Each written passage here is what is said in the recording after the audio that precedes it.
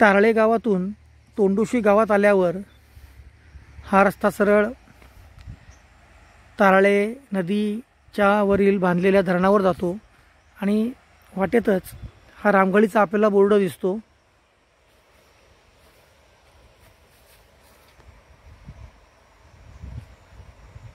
रामगळ तोंडोशी आणि डावीकडचा हा फाटा सरळ रामगळीकडे जातो.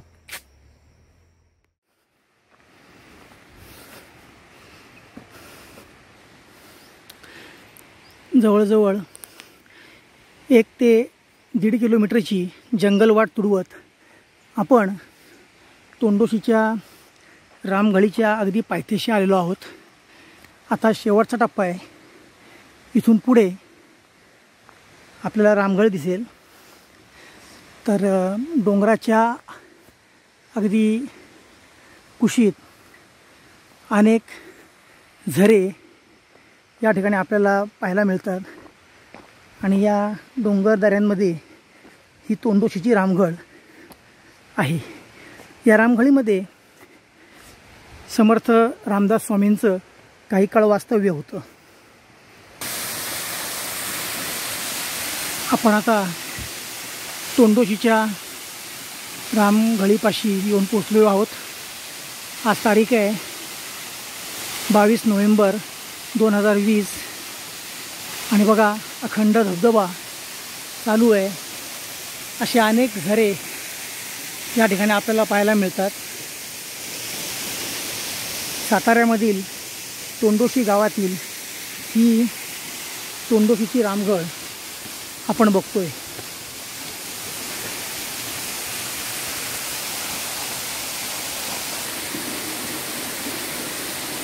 त्या ठिकाणी हा चबुतरा आहे. त्या ठिकाणी रामदास स्वामींचं वास्तव्य होतं असा उल्लेख इतिहासामध्ये आहे.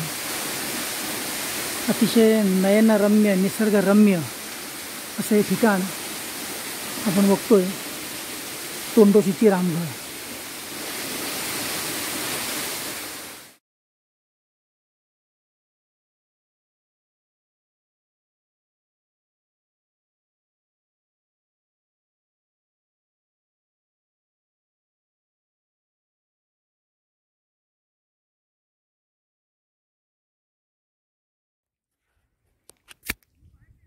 तारळी धरण जे आहे त्याच्या बॅकवॉटरमध्ये फिशिंगसाठी काही प्रोजेक्ट राबवण्यात आलेले आहेत.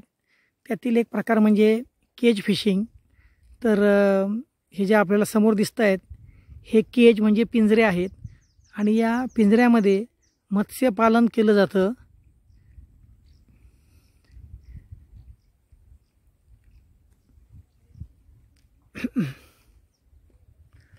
आणि ते मासे नंतर बाजारामध्ये विकायला नेले जातात.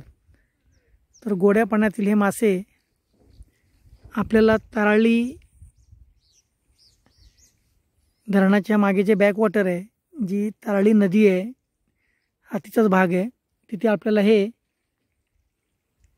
फिश कल्चर किंवा केज फिशिंग किंवा केज कल्चर बघायला मिळतं.